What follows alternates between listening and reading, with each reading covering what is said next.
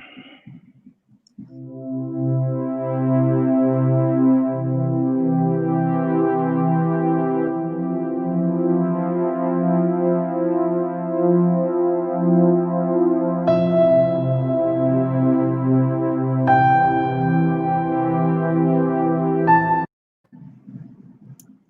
to Perspectives On, where we're giving the world a voice. I'm Lairalaine White, your host. Now, to say that the race for the White House has been contentious would be an understatement and historic at best. With controversial states like North Carolina, Nevada, Georgia, and Arizona still up for grabs at this very hour, the other most remarkable piece of this election are the conversations as well concerning the way pre-election polls created an illusion of Trump's election day performance. Where in a repeat of 2016, Donald Trump actually overperformed polls and expectations again. And then the biggest surprise of the 2020 election, it wasn't necessarily Trump, but it was what happened in Congress as Republicans in both the Senate and House dramatically overperformed in predictions of their demise in the event of a Trump landslide loss. But before the election, we were all told by political professionals that not only would Republicans lose House majority, but they would also be looking at double-digit seat losses. Again, it really worked out that way. And with areas, I might add, of disappointment in Texas, Michigan, North Carolina, which, by the way, has stopped counting ballots until next week. So currently, Republicans in states where the races are too close to call, Secretary of States are in a diligent, partisan, nonpartisan way taking their sweet time to count every vote, especially in the current states of Mariposa, Arizona. What does this say about the spiritual state of this nation, where the foundational principles are one nation under God and individual? Is this a rude awakening about the status of social justice in America? With this presidential race being as close as it is during the pandemic, where over 1 million Americans have lost their lives, their jobs, their businesses, what does this say about the moral pulse of this nation? Is there really a priority on those being disproportionately affected, or is this a repeat of concessions often given preferential treatment to the capitalistic element of U.S. society? Well, as a professional in ministry, I also ask, what role are church leaders playing in monitoring and influencing the moral pulse of this nation? Is the church fulfilling its mission outside of preaching the gospel on Sunday mornings? Are we feeding good food to the spirits hungry for justice? Are we clothing those naked from disease?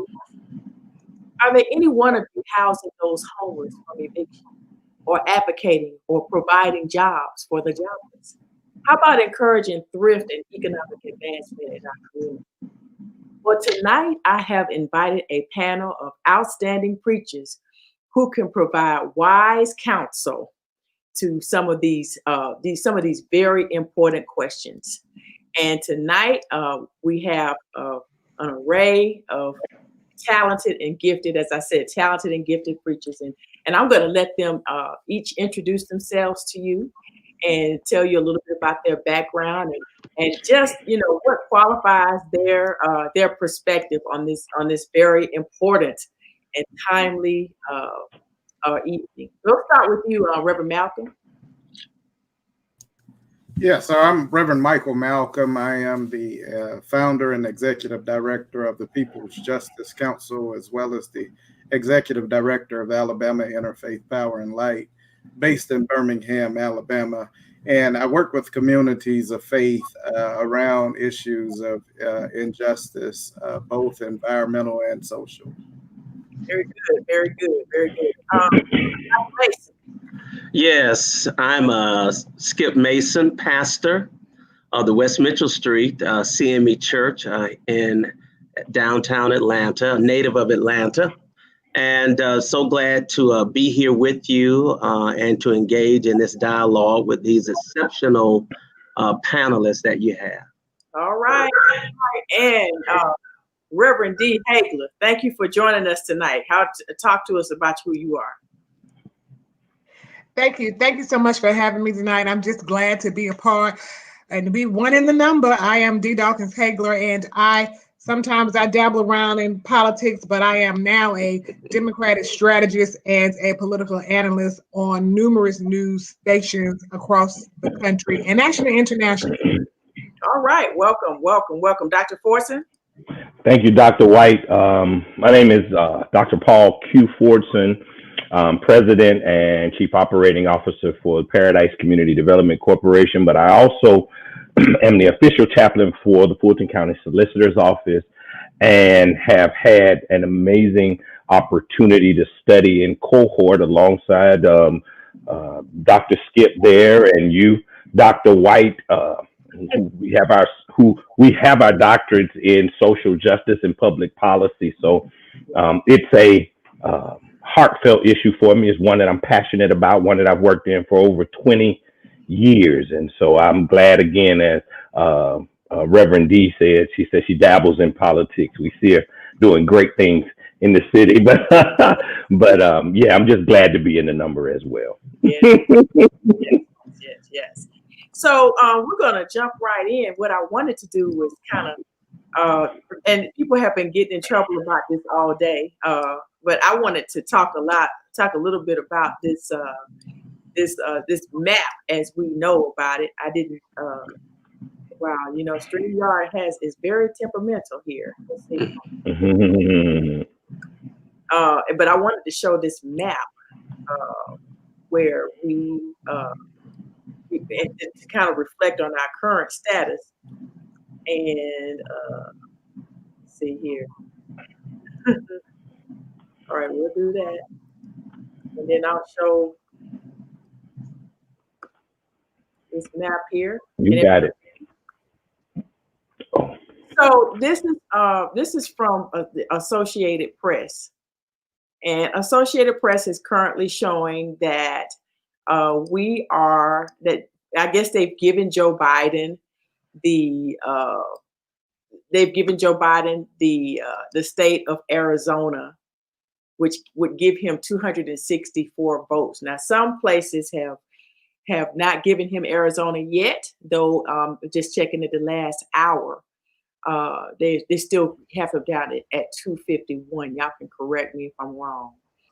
But what are your thoughts so far? Because we got a lot going on in Georgia. We got some stuff going on in North Carolina, Nevada. I mean, what are your thoughts so far as to what's going on here? Dr. White, I'm not seeing the map that you are referencing. Oh, you can't see the map? No, it's not the map. Oh.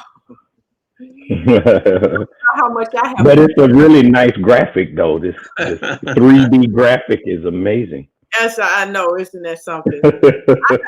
Y'all, I'm serious. I spent so much time practicing this today. And of course, StreamYard acts differently once you're live. of course, that always happens. Murphy at work. If you're anything like me, then you don't really necessarily need to look at that map because you've been looking at that map for the last 14 hours. So and honestly, what that map tells me is that we've got a serious problem in America. And it's that we have yet to face the truth about America. Yeah. Reality is that Trump is America. That's right. Trump is America. And until we face that and realize that, we're going to continue to have this problem and we'll continue to have this divide. That's what the map showed me. Yeah. That's right. Yeah.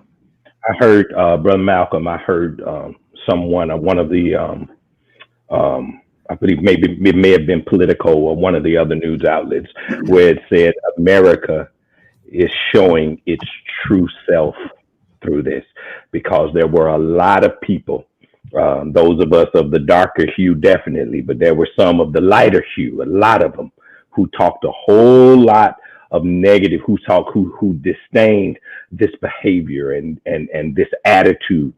And when they got in the voting booth, they showed their true colors. And what you said is perfect, which is until we realize that he is America, we're going to be disappointed time and time again. Yeah. Yeah. Well, nothing surprises me with what's going on.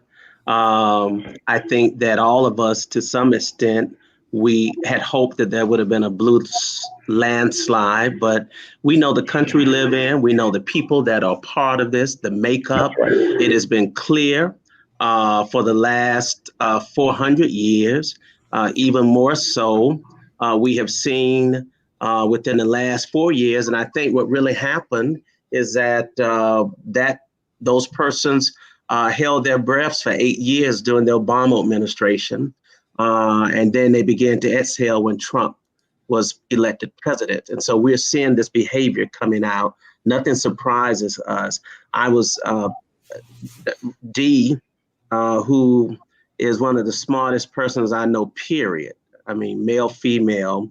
The other day she posted on her Facebook page, I thought it was just perfect. She said, "I'm torn between fasting, praying, and a glass of wine. Fix it, Jesus." And I wanted to say, D, we need to fast, pray, and drink a glass. We need all three. So ain't no either or, baby. Ain't no either or. It is what it is right now. But it does, and let me just say this quickly, but it does call all of us to really have to go inward and do some deep digging within our own framework and context and the people that we serve, the churches that we serve, as we see what's going on. Because you're right, Dr. Lairalaine, they're going to be sort of looking to us, our members, for some kind of response from a biblical and spiritual perspective. What will the pastor say after all of this? And we got to dig deep and find something to say, Lord, I don't know, but thank you, Jesus, because it could very well be, we hope that Biden wins, or I hope, but, it could be the opposite. So, we got to say something. Yeah. Well, I think either way, we have to prepare in a real sense. And because I'm talking to a bunch of preachers, in a pastoral sense, we've got to prepare a response to the fallout either way. As I said, we've got over 67 million people who have voted for racism, who have voted for children to be put in cages, who have voted for us to continue to endure a pandemic that are killing people in unprecedented numbers. We have 67 million people who have said it's perfectly okay to see police choke a man to death in the middle of the street while being filmed. It's perfectly okay for police to shoot an unarmed woman who's waking up out of her sleep to see why they're busting in her door when she's clearly doing nothing illegal in her life. We've got to deal with that, because believe it or not, out of 67 million people, and you look at that map, they live next door to us. They work with us. Some of them even worship with us.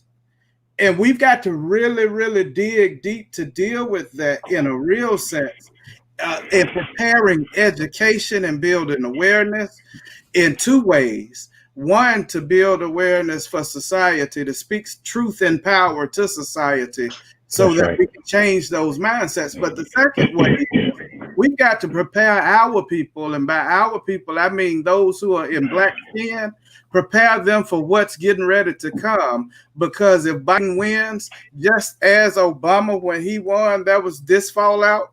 If Biden wins, there's an even more tremendous fallout on the way, in both economic and social consequences and policy consequences. And we've got to prepare our people to be able to stand and advocate for that.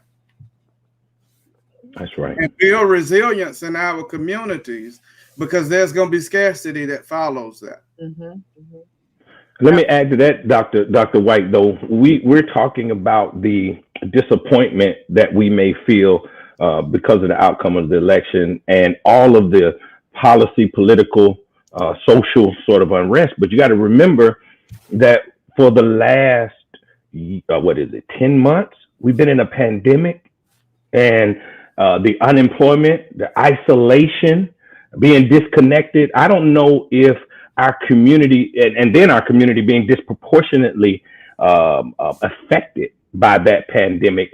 You add the trauma of this particular loss to that, then, we have to have a response to that, because all of these things thus far, and we've looked at them before and in the past, all of these things have manifested thus far in things like relationship issues. There is a rise in domestic violence, even in our own homes. There's a rise in suicide, substance abuse, mental health crisis, and all kinds of dysfunction. I don't know if it would be malpractice. As a matter of fact, it will be malpractice if we don't have a response on both sides, but definitely if we and our community suffer this loss after being so close. Yeah. Reverend D? Yeah. Unmute yourself. Yeah, Rev. Yeah, you. Because I know you got something to say. I know I'm waiting. I'm waiting to hear what you. It's like, what's up? Yeah.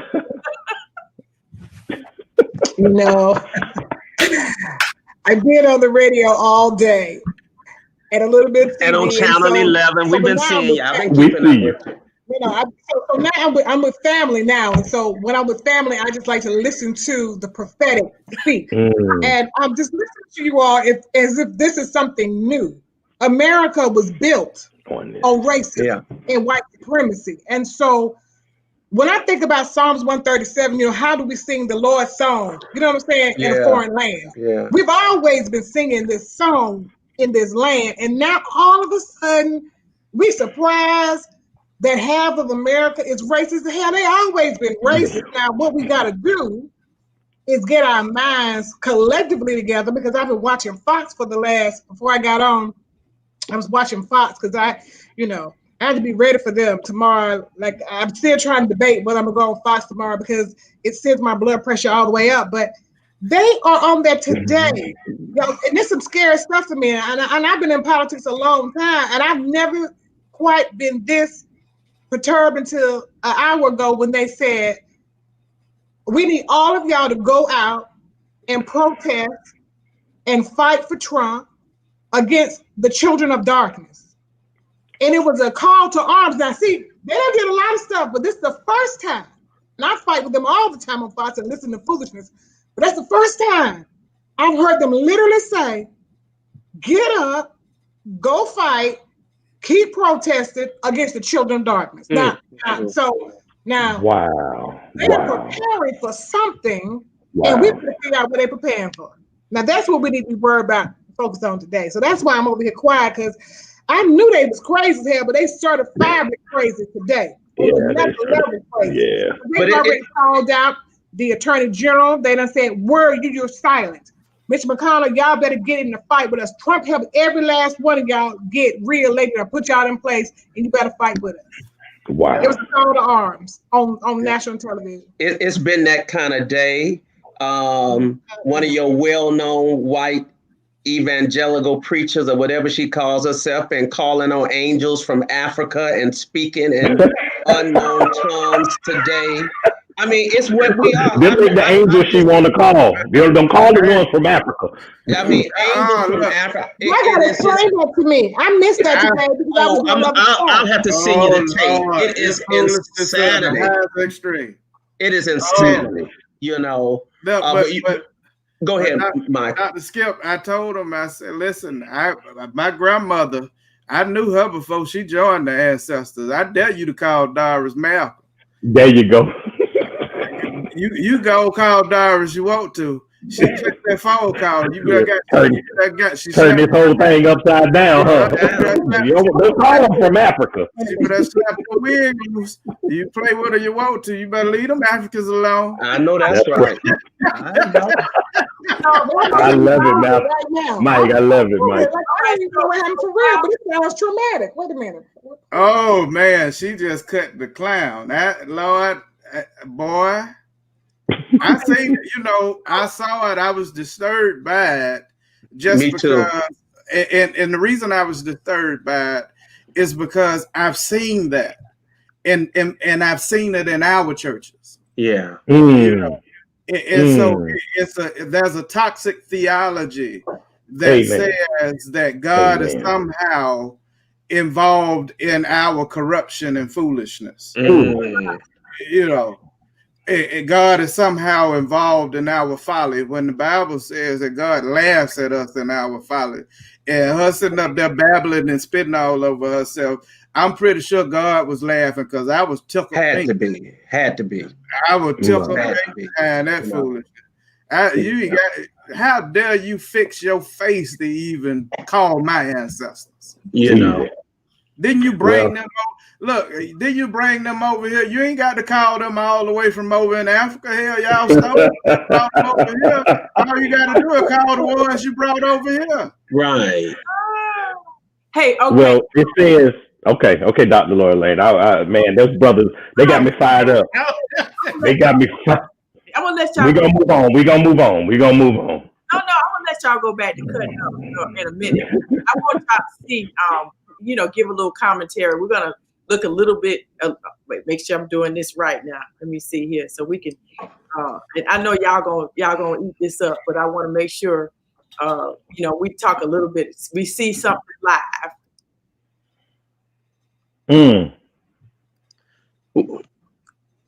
Turn your volume. By nature, but they become corrupt. It's too easy. They want to find out how many votes they need, and then they seem to be able to find them. They wait, and then they find them. And you see that on election night. We were ahead in vote in North Carolina by a lot, tremendous number of votes. And we're still ahead by a lot, but not as many. Finding ballots all of a sudden. Oh, we have some mail-in ballots. It's amazing how those mail-in ballots are so one-sided too. I know that it's supposed to be to the advantage of the Democrats, but in all cases, they're so one-sided. We were up by nearly 700,000 votes in Pennsylvania. I won Pennsylvania by a lot. And that gets whittled down to, I think they said now we're up by 90,000 votes. And they'll keep coming and coming and coming. They find them all over. And they don't want us to have any observers. Although we won a court case, the judge said you have to have observers. Likewise in Georgia, and they're appealing. Actually, they're appealing. We won a case that we want people to watch, and we want observers. And they're actually appealing, which is sort of interesting. I wonder why they'd appeal. That all we want to do is have people watch as they do the vote tabulation. Likewise in Georgia, I won by a lot, with a lead of over getting close to 300,000 votes on election night in Georgia. And by the way, got whittled down.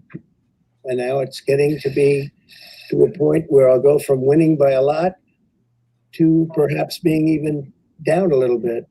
In Georgia, a pipe burst in a faraway location, totally unrelated to the location of what was happening. And they stopped counting for 4 hours. And a lot of things happened. The election apparatus in Georgia is run by Democrats. We also had margins of 300,000. In Michigan, we're way up in Michigan, won the state. And in Wisconsin, we did likewise fantastically well. And that got whittled down. In every case, they got whittled down. Today, we're on track to win Arizona. He got an idiot. Bless his heart. He got. I'm glad you were controlling that, because I would have watched 10 seconds and turned it off. Because he is doing exactly what he does. He is feeding, fueling, lying, pandering, all of the buzzwords to get them fired up and charged so they can go attack the children of darkness and whatever else. I mean, he's the master at that. We know that. What's so disturbing and dangerous about that for me, though, it is the fact that he's grown his base. That's right. We thought that he would speak to a specific group of people, a small minority of people, but you clearly see 67 million plus people voted for him. Into that, yeah, and that that is dangerous, and that's scary. That's scary. It is. What baffles me is the fact that, and you're talking about growing his base, but I would hate to think that there were that many, I'm gonna say, stupid people just roaming around in the streets, because at the end of the day, you heard what he just said about the Georgia the elections being run by Democrats. Last I checked, the Secretary of State, the governor, and the whole entire state was red. Mm-hmm. Last I checked, the rules said that the ones who were in power were the ones who set the election rules. How does a person listening to him not know that much, and then believe that in Georgia, if he loses, that somehow it was the Democrats that did it? That's idiocy at its best. That's idiocy at its best. And did you hear what he said about the pipe busting in a totally unrelated area, and then they stopped counting for 4 hours? Absolutely. But when you have Philly, when you have Atlanta, the city of Atlanta, Fulton County, when you have DeKalb County, when you have these major seats of people, these major populous people, yeah, you can get all of these rule votes.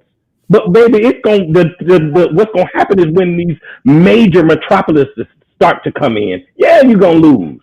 Well, that was the whole purpose in trying to stop the mail-in votes, though. Easy. That's what they understood. They understand what's going on. The disinformation is for their base. Again, he's expanded his base. It's for his base. And understand our history. There was a time when Southern white supremacists overthrew the government and tossed out the governor and put the governor that they wanted to have a state above us, a state above y'all in South Carolina. It happened. So don't think that this can't happen. Again, we got to take this serious. Don't just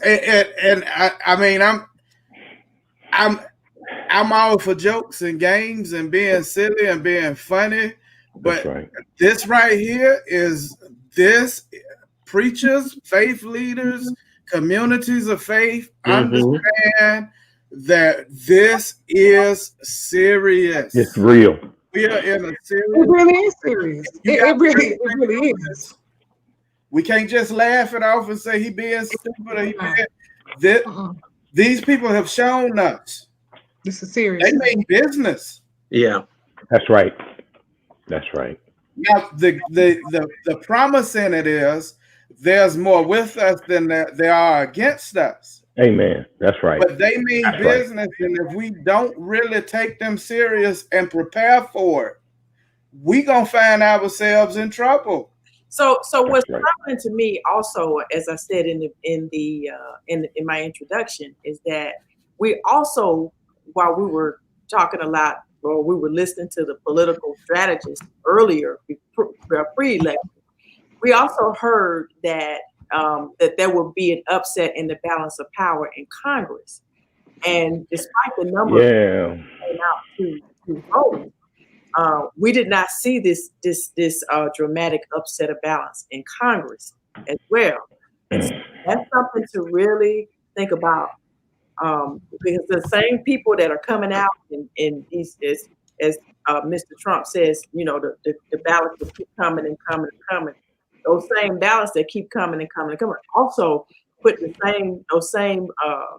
also help to fortify the balance of power toward or in favor of the Republican Party for Congress. So that's something to think about as well. Right. Yeah. So you asked about a practical application for our church folks. We've been having discussions, Bible study, and conversations about the election. And we border the realm of spiritual and reality. This is what it is. Rev Malcolm said,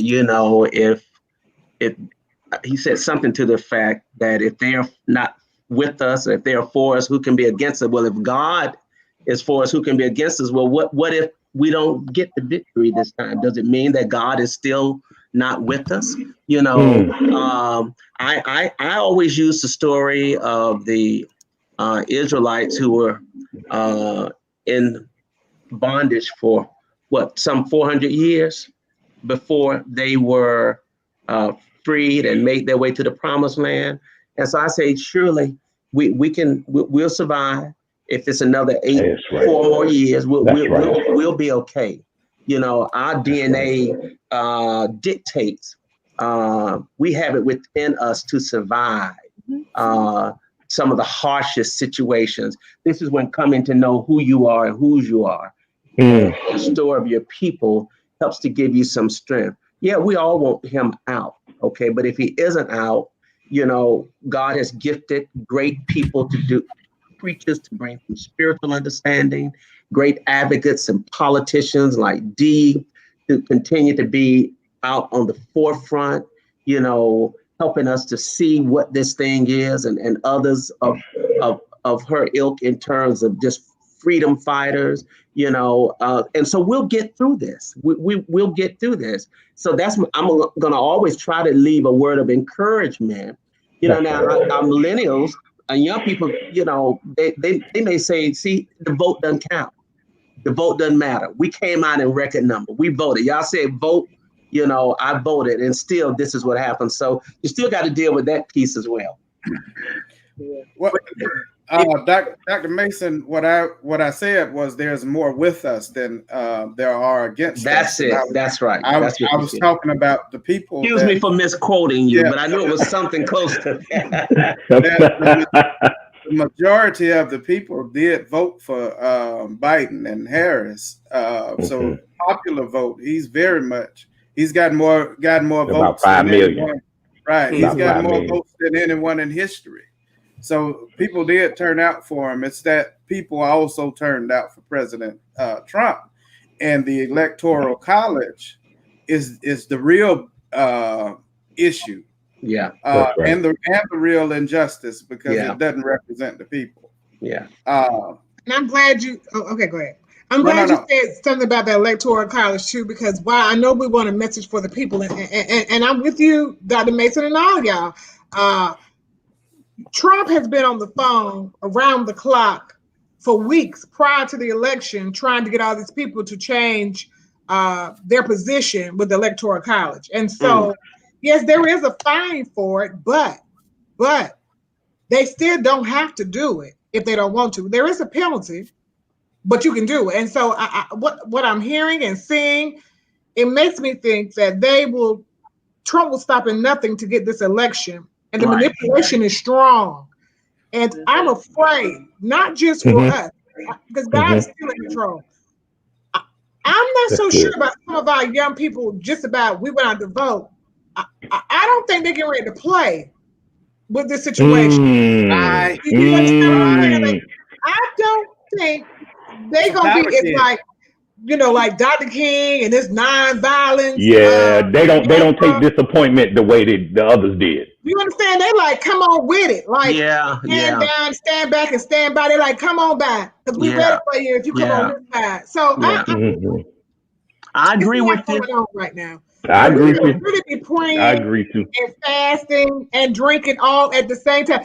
I don't know if I need to be throwing oil, but you know, holy water. I mean, I keep my oil nearby. Because you think I'm joking? I got a glass of wine. You know what I'm saying? Then next minute I'm speaking in tongues, and next minute I'm yelling on the TV. I mean, hell, I'm going crazy. I don't know. He's trying to run us crazy. So you guys think I'm joking, but I'm really not joking. Oh, no, I believe you. I know. We know you're serious. We know you're serious. But I agree with you when they say when you say these kids ain't playing. I worked when I was in cohort with Rev Skip and Rev White. I did my work on this disconnect between millennials and the Black church. So I spent those years really talking and really engaging millennial and zillennial culture. They ain't not playing. They're not playing.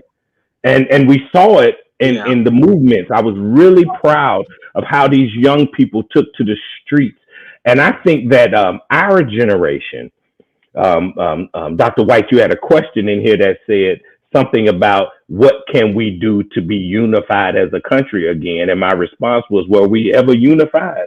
Right. At the end of the day, somebody convinced our generation that we were unified. Yeah. And we took our corporate jobs and our BMWs and our nice homes in Stone Mountain.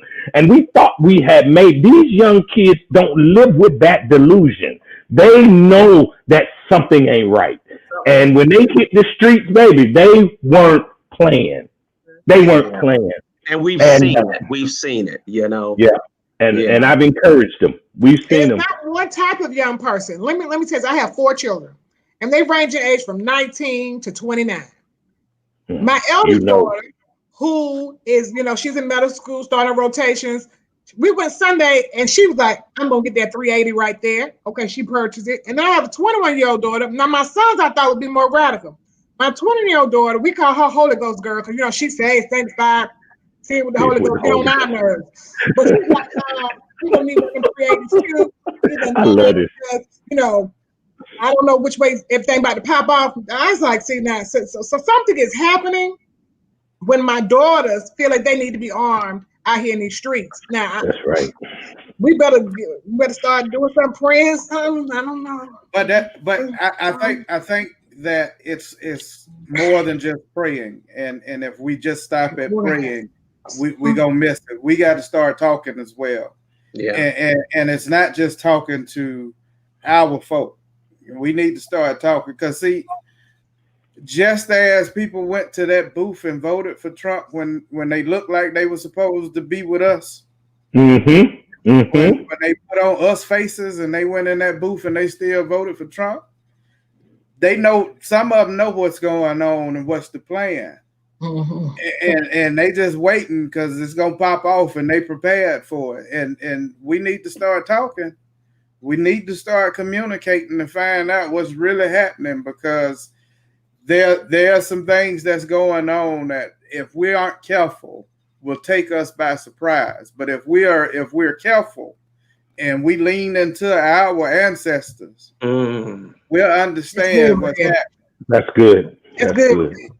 And speaking of surprises, I was very surprised. And I know we're African Americans, but I was very surprised at the Latino vote and the way the Latino vote went in favor of. Yeah. How about the Cuban vote? How about the Cuban vote specifically? Right.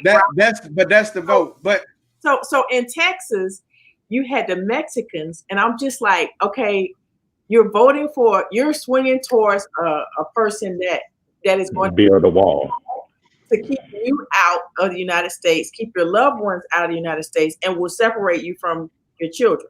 Okay, but you think that's okay. And then in Cuba, you voted for someone who is banning you from going to Cuba, banning anybody in your family to come. Right. That's right. So what did we miss? I know where you're coming from. What did we miss? I don't know. In that equation, and we got to throw a black man's allegedly in the midst. That's an interesting dynamic. They say that quite a number of black men voted for Trump. Yeah. So I think Trump. Well, we know 2/4 did, and we know Frozen Ice did. And we know Lil Weezy did. So outside of those 3. And don't forget about what's his name? I love it. Water. Y'all know who I'm talking about. 2/4, 50 cents.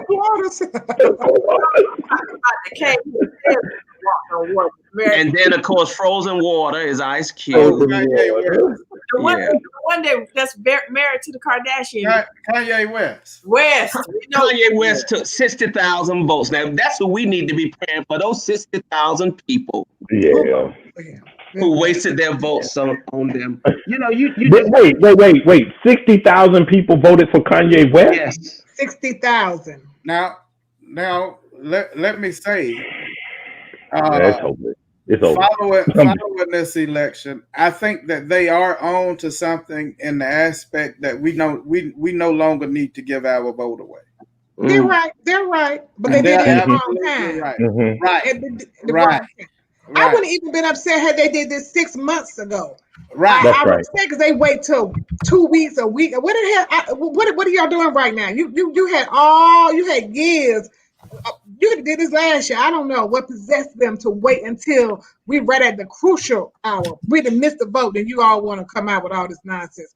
But then we're not monolithic, so I don't want to say that's true. We all have to vote the same and be the same.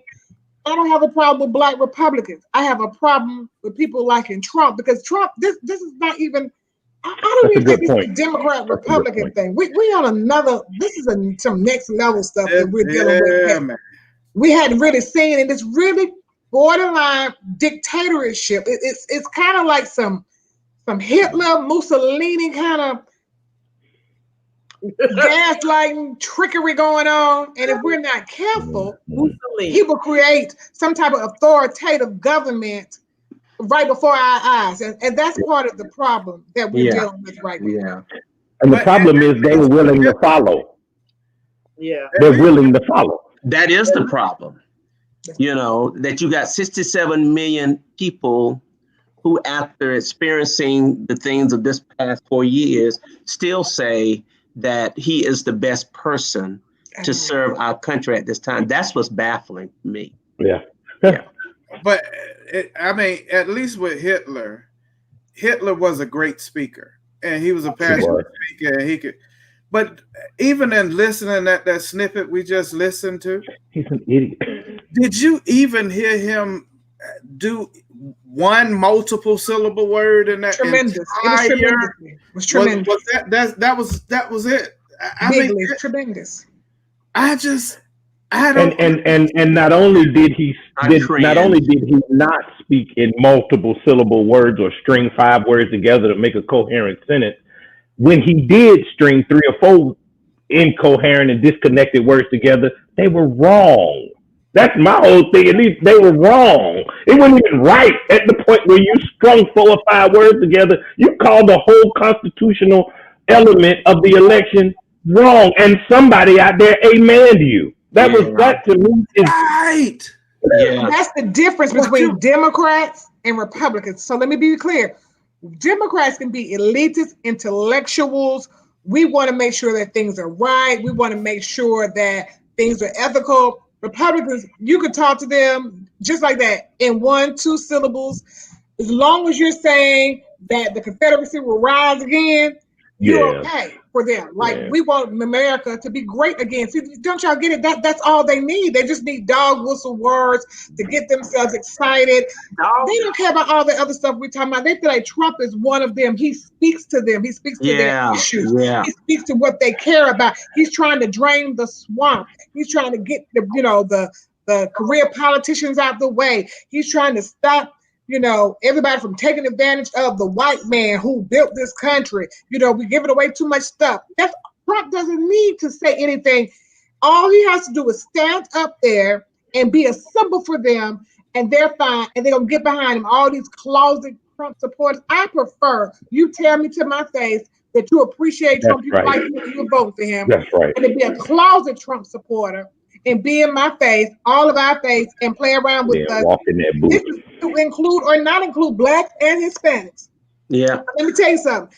I got to really pray and ask the Lord to help me with sanctuary cities and immigration and everything else from right now. Because right now, I know Black and brown people are supposed to be on one accord, but look like Black people got to save the world, America all the time. So right now, I'm only saving Black folk right now. That's all I can do. That's all I got in me.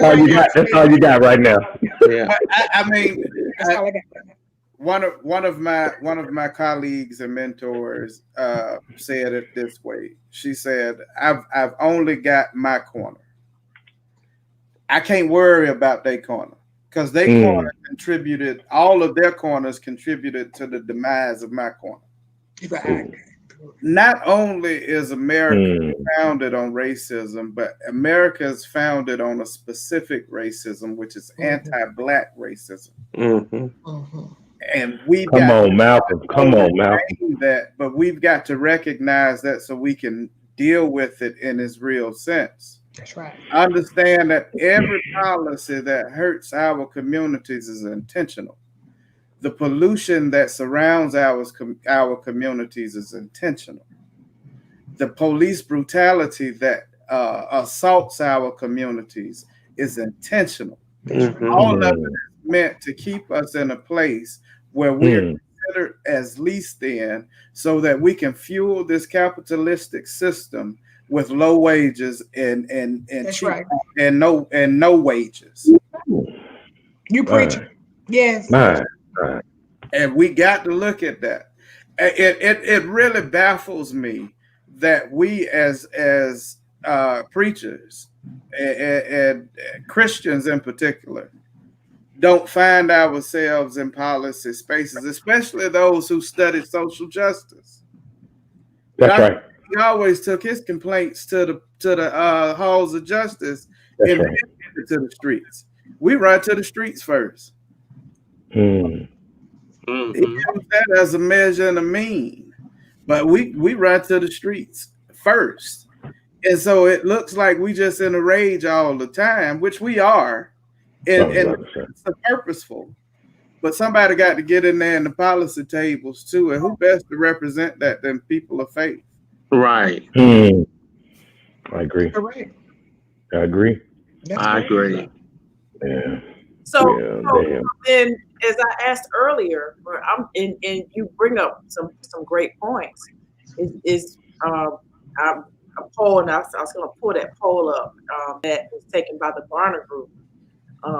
Where they surveyed a number of persons, a number of congregations, and they discovered that a lot of church leaders, a lot of clergy are not talking to their congregations about politics. And the Scots conservative mindset, they believe in this separation.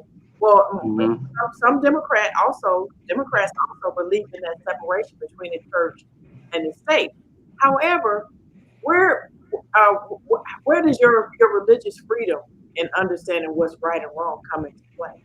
And I think that as a church overall, the church, this is evidence, this election is evidence that the church overall has failed in that department. That is why the moral compass of this is being called.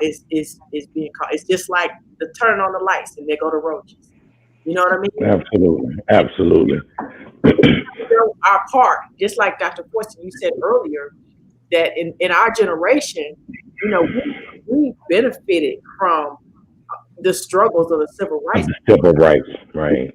We benefited. We didn't have to go in the back doors. We were able to sit in the front of the bus. So we didn't do that. But when we began to raise a generation ourselves, we dropped the ball on educating them as a whole on struggles and what's important. So I think that's the reason why we have a lot of unrest. That's another thing that adds to the political unrest in the millennial generation. What's interesting about that is I started my research work with millennials to find out why there was the greatest mass exodus from the church in the history of the church. I really was interested because if any of you are like me, church meant a lot. And if you understood history from the Underground Railroad, from the time we sat here, from slave religion to the Black church has meant we were at the forefront of everything. And so the way I shaped the questions of my research, it was if the church, the Black church, took a greater stand and taught more, spoke more about social justice issues, would you return? When I tell you overwhelmingly, without giving you all the individual numbers, overwhelmingly young people said it is the lack of addressing practical and existential issues in our communities is why they don't even play with this spooky dude in the sky who is, got a white beard and went like us and waiting on to strike us down, waiting us to do something. Waiting on Absolutely. The angel from Africa, yeah. And overwhelmingly, they said that's why they walked away. And yes, partly that is our fault. But I believe that this kind of contention that we're dealing with right now is a grand opportunity, not just for us socially, but for those of us who are leaders of faith. Because at the end of the day, we can talk about these young people saying my vote don't count. Well, it isn't even that close if you don't go out and vote. Why? Because America ain't feeling you. But if you didn't go out there and actually vote, we wouldn't even be this close. We would have all went to bed last night. You understand? And so at the end of the day, there's the silver lining in all of this. The fact that y'all came out, the fact that you sent in your absentee ballots, the fact that you participated means that there is an opportunity for change in our culture. But if we don't say something, as preachers and ministers of the gospel and people of faith, if we don't plug into that, we can count it gone in a generation. We can count it gone. Right. We won't have one generation. Mark my words. If we don't count it, we won't have no relevance. Neither will we have enough influence. We won't have enough influence to hurt anybody, and we won't have enough power to help nobody. Dr. White, first and foremost, don't ever do that close up on Dr. Forston like that again. Because I was looking at his beard and I got so jealous, I almost hung up. You're trying to be serious here. You compare beards. Malcolm, I'm preaching, man. Malcolm, I'm preaching here.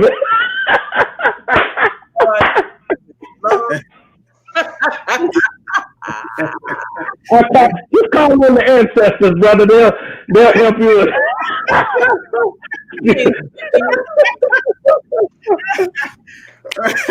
But no, I'm totally with you. I find myself around a lot of young people now in doing this environmental justice work, but it's because it's relevant to them. That's good. They understand the issues a great deal more than we understand the issues. But that's because they talk about them. That's right. We don't.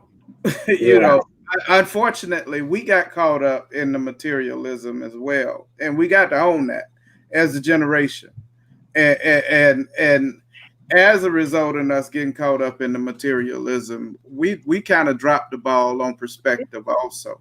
We did. And so we are reaping the reward of our that's right, our blatant ignorance as well. Yeah. And we need to own that. Again, for me, it's all about owning your truth, because once you can own your truth, then you can do something to correct it. You can do something to correct it. That's true. Yeah. But again, and my truth is, I got real jealous in my heart about Bishop Forston's beard. And so I don't want to see that no more. Speak your truth, brother. Speak your truth. Brother Malcolm, you're so funny. He's a prophet. Good job. So we're getting close toward the end now. We've cut up and we talked about the church. And it's good. It's been a good conversation. When it comes to, especially when it comes to the mainline denominations and their lack of intervention in what's going on morally with this country. Presidential election close to being over. Okay. Many constituents are hoping that the U.S. will unify people again, given the racial tensions and social injustices seen throughout the last presidency. Now, I'm using the word last presidency quite freely because y'all know the last presidency. So from your perspective, how likely would that happen in this new presidential term? Like, what is your perspective if we have a different turnout tonight? I mean, we have a turnout that's our desired turnout tonight. What would be necessary for that administration to do to unify this nation again? It's not going to happen. I'm sorry. The divide is too wide right now. You know, And so either way, if it's Trump, if it's Biden, it is just not going to happen. And we might as well be real about it. That's right. In this season and moment. Now, what's the solution? We'll turn to D for that. But listen, it's just not going to. We got to learn how to cope, and we have to learn how to live within, as we've always done, in very challenging times and very challenging situations. And make the best of it as we can. And this is when our faith steps in. This is when we as pastors, we encourage our members to turn inward to your faith, okay? And the same faith that you have and the same God that has gotten you through many difficult, challenging times is the same one that will get us through this period of time as well. That's right. This guy, I want to end up saying, first of all, thank you for having me again. And I just enjoyed myself with all these men on this panel. And then I noticed that everybody had beards, goatees. I got a little goatee here. I was like, okay, we love the facial hair. But what we have to do, so many things. But one thing we have to do in all of our churches is we have to make sure that we are not afraid to speak to the issues at hand.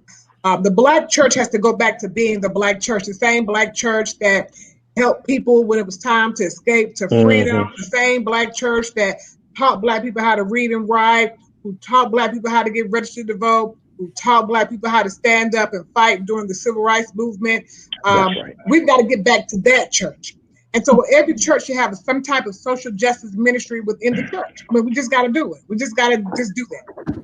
Then we've got to be vocal on issues other than just I'm glad we've moved away from the prosperity gospel, but we've got to sit and we've got to encourage our members to be engaged, whether that is running for office, working on campaigns, going down to City Hall, going to the school board, whatever it is, we've got to get them to be engaged. And I know we need tithes ourselves because the church right now is, we're in COVID. But we've got to also promote giving money to candidates that we appreciate, candidates we need to serve who will stand up for what's right and just. And so there's numerous things that we can do, but what we can't be is no cowards, because God didn't put us in position to be cowards right now.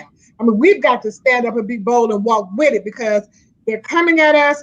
Our young people need direction. Our seniors need security to understand that we're there with them. And then everybody in our age group, we just got to get them mobilized. And so that we can stand up and fight another day. But we got to do something right now. I mean, right now. We don't have time to sit and have all these meetings. Black people like to have a meeting, decide what we're going to do. And then we eating and meeting, getting obese while we eating and meeting and lying and all this stuff. But what we got to do right now is organize. Don't have to be no big leaders. Everybody's like, who gonna lead it? We don't have to have a Martin King or Malcolm X or Marcus Garvey or Al Sharpton, Jesse Jackson, Andy CTV. You understand what I'm saying? We are all leaders in our own right. If you are a preacher of the gospel, you are a leader, okay? And lead. And if you can't lead, get out the way. Get out the way.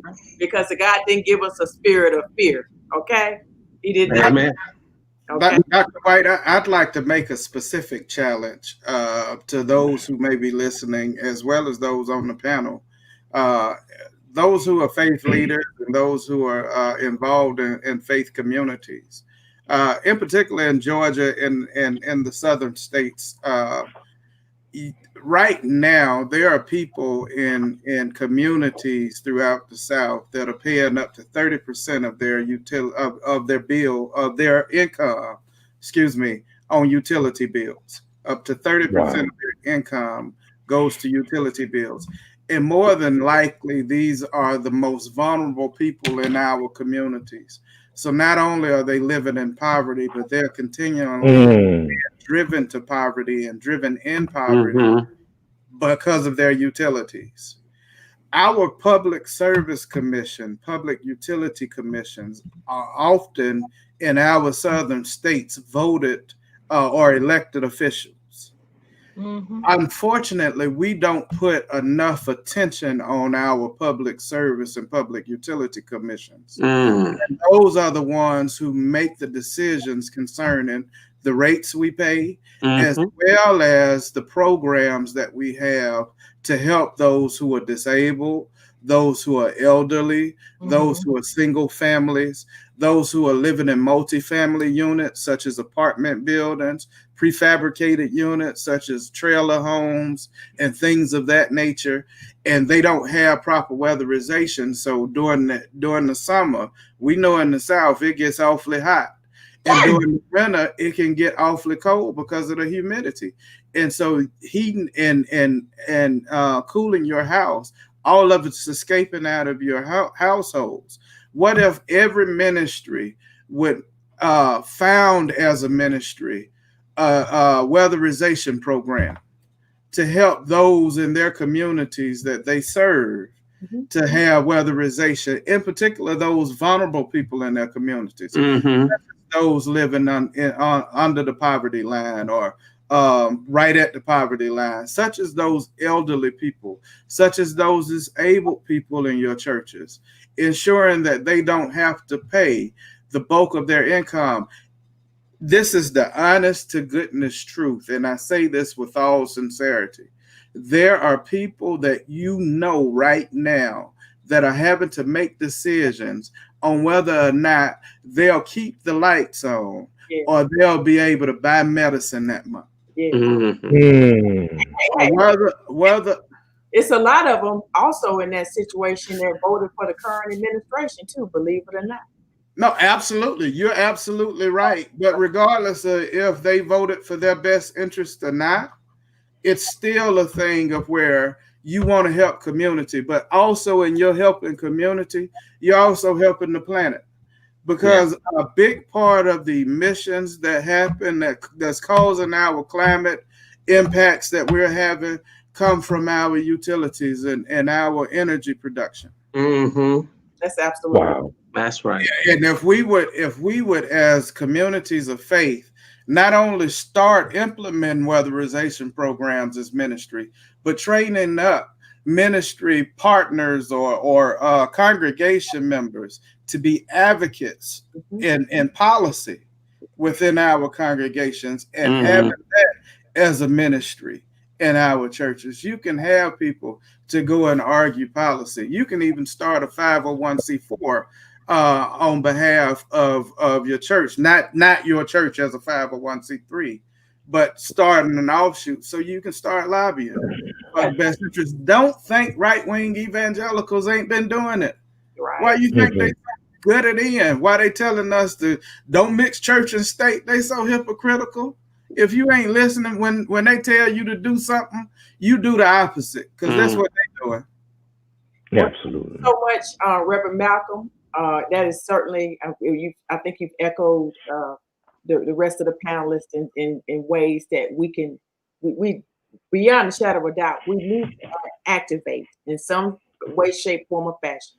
You may not have the resources to do big, but you can always advocate, in a lot of different ways, even if you work in the polls, or, educating people on the vote, to doing, as Reverend Malcolm said, let's organize or start an organization that will support our communities. There's certainly a lot of different ways that we can activate and really take ownership as a church from the church perspective on inciting social change. And that's a very critical subject right now in the state of our nation. I want to thank everybody for listening, for tuning in, especially our partners. As we leave you, please remember those famous words from the Reverend Dr. Martin Luther King, that whatever affects one directly affects us all indirectly. Bye, everyone. Welcome to Perspectives On, where we're giving the world a voice. We are a faith-based social justice forum where individuals give their perspectives on various topics. It's an opportunity to express their viewpoint, their stance, and their angle on justice issues affecting the community and globally. Each episode features guests presenting their perspective on things like climate change, the church, urban farming, and food insecurity, all through a unique faith lens.